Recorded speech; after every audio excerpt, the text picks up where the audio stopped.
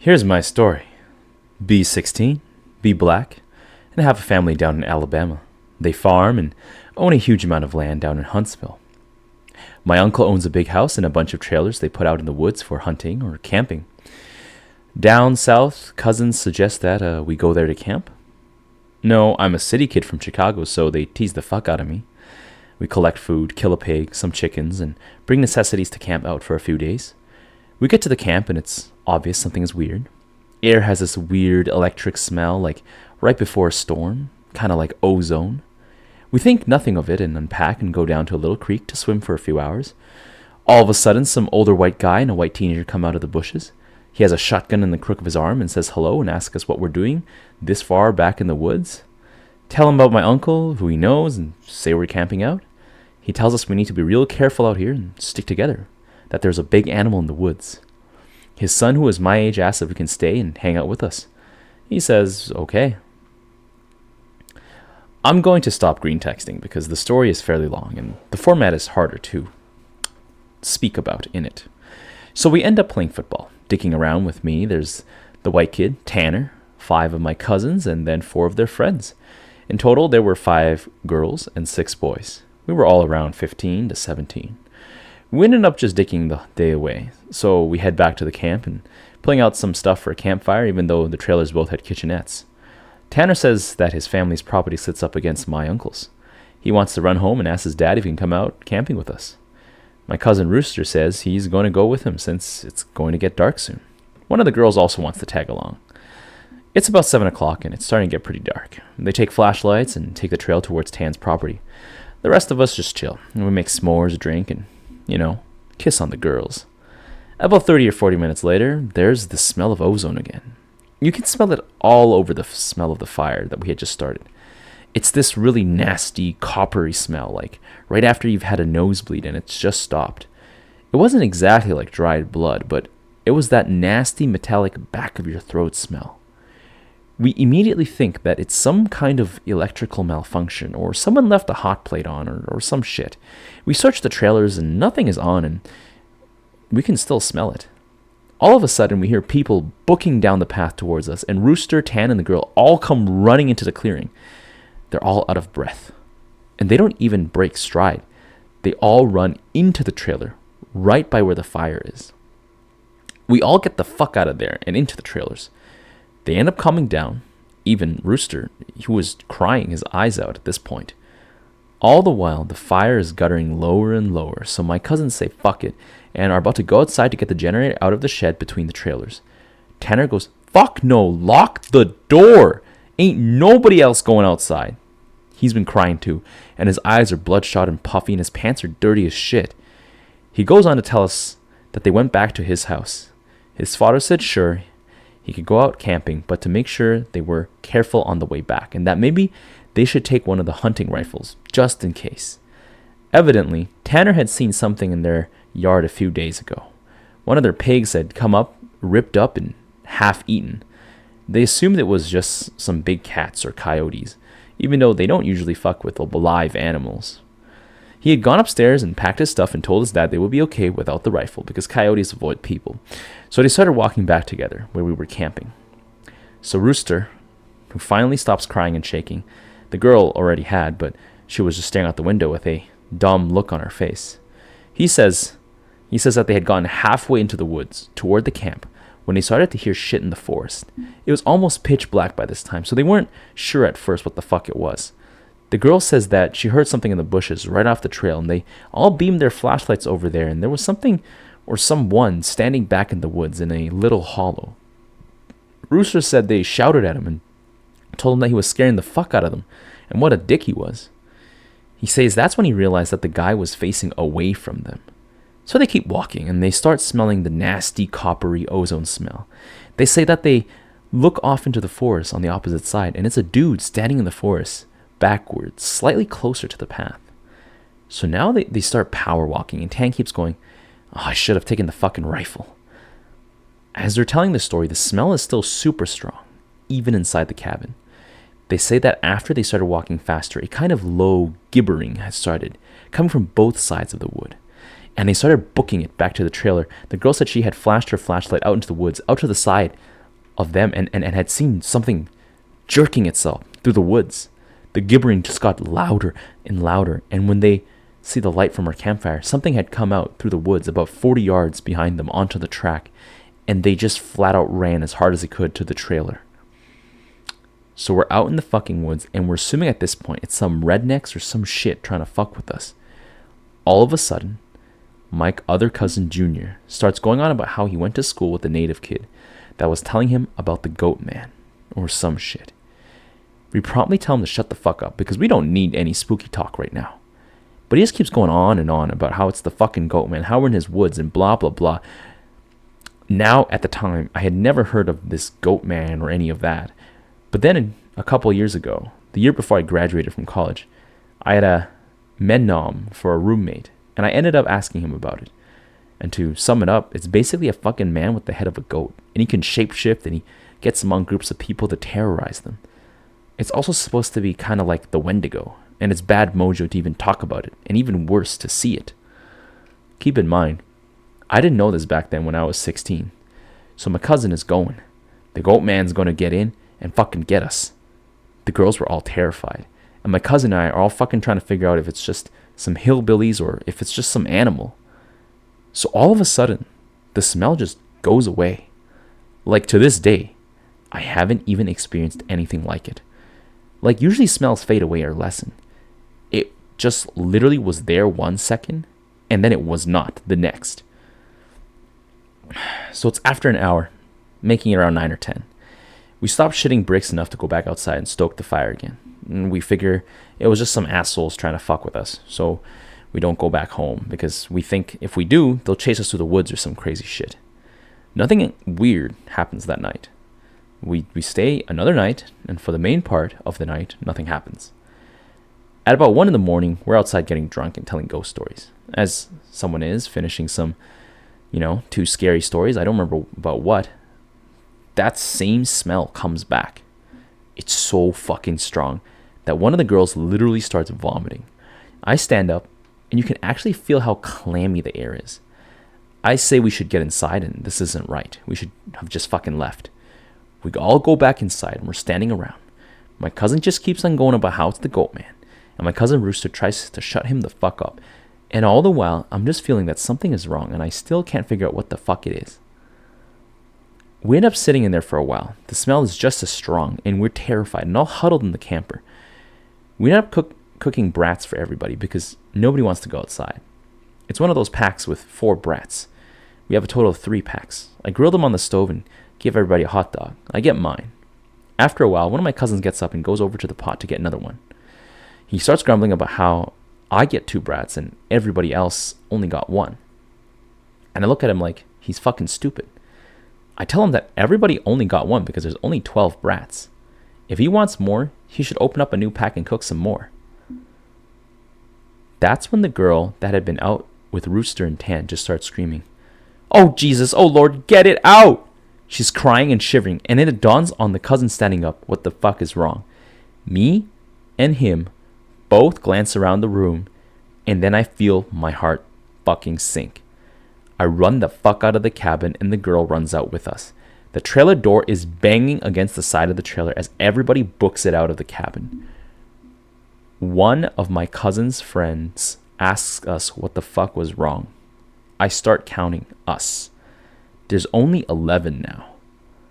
I shit you not, my cousin verified. There had been 12 people in the cabin, but being that everybody didn't really know each other well, nobody had really noticed the whole fucking time that there was an extra person. And then I realized earlier I had kind of noticed something was off. You know how when you're just dicking around having a good time, that you don't sweat the small shit, and you don't always keep track of certain stuff? I'm dead sure that someone else had been in the trailer with us, and that they had been there for at least a fucking day eating with us. What makes it worse is I could figure out which one, because I don't think anyone ever actually interacted with the other person. The goat man. The girl kept praying to Jesus, and we're all sitting outside.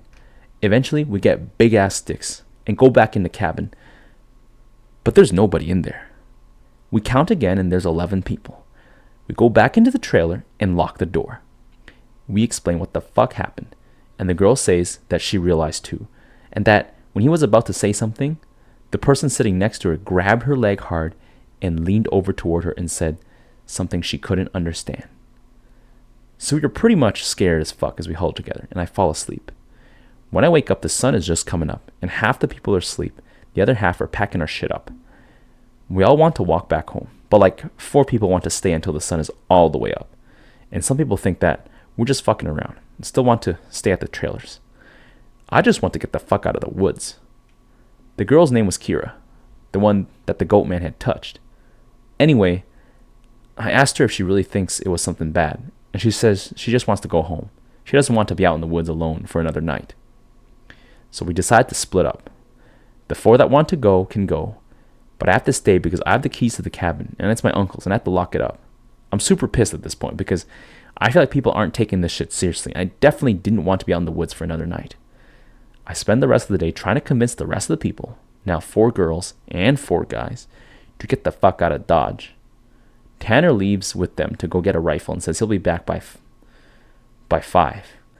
So now there's just 7 of us left by 4. At around 5, he hasn't made it back yet. And we're getting extremely fucking antsy. The only reason I stopped begging them to go back was because he wanted to get a gun. It's about 5:30 p.m. or so when the one cousin that did stay says that the girl Kira is outside.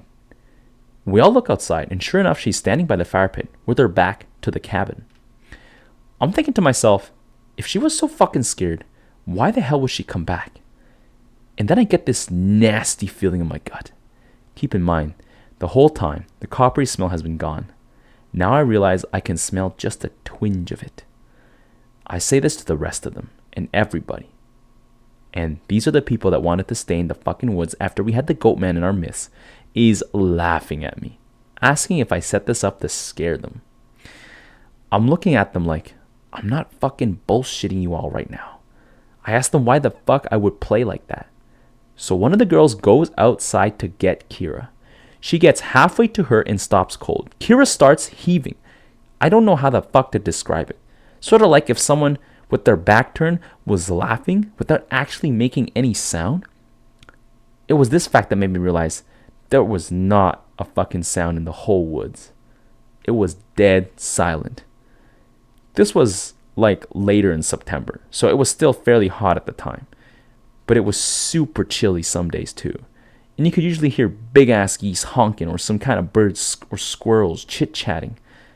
So I step out the door and tell her to come back in the fucking trailer right goddamn now. She backs up into the trailer and we lock the fucking door. We pull down all the shades except one and put a guy there in a chair to watch her.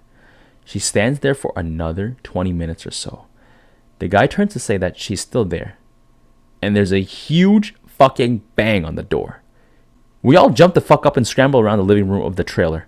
The banging is super fucking loud. So now my cousin is holding one of the girls, and the other 2 are kind of giggling with nervous laughter, and me and the other 2 guys are shitting bricks. Then we hear Tan. He's screaming, "Let me the fuck in! Stop playing!" So we go over to the door and open it, and he stumbles in with a rifle. There's nobody else outside. Evidently, he had walked up to the campsite. Nothing weird happened in the forest, but he had seen a girl. Mind you, he said it was not Kira standing there. When he had gotten to the edge of the clearing, she had turned towards him with the slack-jawed look and just stared him down, slowly tracking him as he walked around the outside of the clearing toward the camp. He said it wasn't until he was almost halfway to the trailer he had realized that she was getting closer to him. She had started off by the fire, and without him even seeing her move, she had been turning, inching closer.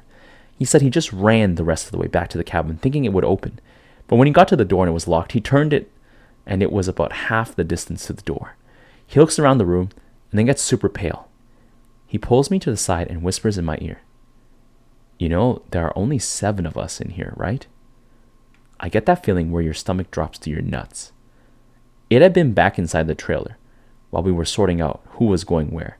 And then, when we all went outside to talk earlier in the day, it has just slipped right back in. We looked out the window and there's nobody out there. So we recount everyone. And then basically I go over and ask how many people were here earlier. And everybody says 8. Well, how many are here now? They all do the count and then realize there are only 7 people in the cabin. So Tan had brought back a couple boxes of ammo and his rifle. And he had told his dad that there was some kind of animal in the forest because he didn't think his dad would believe him if he said it was the goatman. He says that his cousin is supposed to be coming down in a few hours. And then in the morning, we can all go back to his place and his cousin will drive us home. Now, I'm really fucking terrified. But I at least feel better because we can be American and shoot the fuck out of whatever it is that comes back. But then my cousin gets into this huge argument with one of the girls because she thinks that I'm trying to be funny and prank them. And that she's getting really scared and that I'm not funny. She keeps telling her, I'm not that kind of person. And she says, well, how do you know that the girl wasn't just Tanner in a wig? Or if it's really the goatman, how do you know that this is the real Tanner and that goatman just didn't kill Tanner in the woods and take his gun? So we fucking get into a huge argument about this where me and Tanner are like, we could seriously be in danger because at the very least, someone has been sneaking themselves into our fucking trailer without us knowing and mingling with us. And at worst, something bad is in the forest fucking with us. One of the girls is crying and saying she wants to go right now. And we're telling her we shouldn't because none of us are walking through the woods in the middle of the night. At this point, the sun is starting to go down and it's getting a little cloudy out. We eat something and turn on the radio for a while, but we can't really get a station out there with anything decent. So we turn it off at about the time that Tan's cousin shows up. He was like 19, I think. At this point, the sun is just barely over the horizon, and he has one of those heavy-duty lantern flashlights and another rifle. He walks up to the trailer, and we whisper to Tan, asking if he's sure that's his cousin, and he says yes. The guy looks behind him and all around the camp, then walks in. He kind of glances at all of us and looks a little confused. He says, where's your other little buddy at? I figured she would meet me up at the cabin. Is she a little slow or something? He also asked whether we had been cooking blood in the cabin because it smelled like blood and hot pans all the way up the trail. We're all like fucking nope, but we asked him what the fuck he's talking about with the girl he saw. He had come down the same trail Tan had been using, and he had come up on one of you guys' buddies, standing in the middle of the trail, looking at him slack-jawed. He had asked her a bunch of questions, but all she did was just look at him. Then she smiled at him, and he said he kept walking. She couldn't seem to keep up with him, and kept lagging a little behind him. He said he asked her if she was hurt or something, and if she needed any help, but she had continued to stare. Eventually, he had been walking and turned around a bend in the trail. But when he turned around and went back to see if she was okay, the trail was empty. He'd assumed she had taken some shortcut through the woods to our trailer. We tell him the whole story of what's been going on. I half expected him to say we were full of shit, but he just listened and then sat down on the couches in the living room. Tanner's cousin gets back to the girl. He says when she had kept trying to lag behind him, it had kind of weirded him the fuck out, so he tried to keep her in front of him, but no matter how slow he walked, she was always lagging a little behind. And that he smelled this nasty smell, and it got stronger as he got to the camp. Eventually got really strong. She had said something really low that he didn't catch, and when he had turned around, she had been right the fuck on him, and he stepped back from her. It was at this point he asked her if she was okay, and if she wasn't, he offered to carry her back the rest of the way, and she just kept staring. He said he reached out for her as if to grab her on the shoulder, but he must have misjudged the distance because she was off to the side of where he put his hand, like she had moved while he was looking dead at her. So at this point, we know this shit's real, unless Tan is playing a joke, which we can tell he's not, because he's almost pissing his pants. So they load up their rifles, eat some more, and we just kind of sit around until around 11. To this fucking day, every time I think about this, I really pray to God that it's some huge prank that my cousin played on me, and just never revealed, so I would shit for the rest of my life. At around 11, the stink of copper turns into an actual nasty, gross, blood-like smell, like cooking blood and singed hair. Tan and his cousin, Reese, get the fuck up instantly and grab the rifles. There's like a half-knocking, half-clawing at the door. And I shit you not, there's this voice, and it sounds like when you see the YouTube cats and dogs whose owners teach them how to talk. It says in this halting, weirdly toned voice, Let me the fuck in. Stop fucking playing. It made my fucking nuts creep up against my body, and one of the girls just starts crying and calling on Jesus. It was so fucking obviously not a person talking. It didn't have the right cadence. And that's some shit that I never realized until that moment. But all people have a certain cadence when they talk. No matter what language, all people have a certain kind of rhythm to talking. This shit didn't have any kind of cadence. One of those YouTube cats, that's what the fuck it sounded like outside the door. So now, I'm in full terror mode. We keep yelling outside, "Who is it? Stop fucking around, man." And it just keeps saying, "In," or "Let me the fuck in," for almost 15 minutes. So then, the smell goes away for a while. And for the next hour or so, you can hear someone basically creeping around in the woods and shit. Every couple minutes, it'll come back into the door and say something. Finally, when the smell fades away, it's around 2 in the morning. Reese says, "Man, fuck this," and opens the door and walks outside with his rifle. He fires a shot into the air and says something to the effect of, "In the name of Jesus Christ, go away." He fires 2 more times, and then from the woods, right up against the river, across from the trailer, it sounds like something is slowly gibbering and hooting. Then it starts screaming, and it sounds almost like a woman and a cat in a bag screaming together. Like, I seriously have never heard any shit like that. And you can hear the brush over that way start to shake. Reese fires over into the tree line and then starts backing into the house. We lock the door, and we hear this shit keening and screaming. Reese says something had come out of the bushes, super low to the ground, and crawling towards the cabin. He had shot at it. Pretty much, that was how the rest of the night went. It was literally screaming constantly for the next 2 hours, and we could hear shit moving out into the tree line. But it never came back up to the cabin until everyone had finally fallen asleep. Tan had been sitting in the chair watching the door with his rifle. Nobody else heard or saw this, and he told me 2 days later after the whole thing was over. He said he had been nodding off after the screaming and noises finally stopped, and he had been almost asleep when he saw someone come out of the bathroom and then lay down in the middle of the floor and go to sleep. He just assumed it was one of us and then he nodded off. Then he said he kind of realized something was wrong, and while pretending to be sleeping, he counted us. There were 9 people in the cabin. He basically didn't want to try to shoot at the fucking thing in the cabin and have it kill us all then and there, or have Reese wake up and start shooting, and then we kill ourselves. So he just stayed awake all night, pretending to be asleep. He said sometimes it would stand up and kind of do this weird jittery thing, or heave like it was laughing, but then it would lay back down. The story closes pretty weak because from my perspective, nothing happened. We woke up and I noticed that Tan was a little jittery, and that he was avoiding looking at all of us. But we ate some breakfast, packed up, and started walking to his house. He stayed last in the cabin and said he'd lock up and bring me my uncle's keys to just start walking and that he'd catch up, which I didn't really want to fucking do. We got a little bit up the path, and when he came running up, basically, we just jogged back to his house. His cousin took us home. There was a window in the bathroom. Tan had gone back to lock up and looked in there. We were too stupid to lock a screenless window. The window was fucking up when he went in there. I'm guessing it had been doing that all along, waiting for us to fall asleep or slip up, and then getting in among us. It walked with us all the goddamn way back to his house, and then he said it lagged to the back of the group and looked him dead in the eyes before walking into the woods. Hello. That's the end of our story. If you're still here at this point, you must have enjoyed this story. Consider supporting my channel by subscribing, ringing the notification bell, or sharing this with a friend. Additionally, you can support me on Patreon if you would really love to help me grow my channel.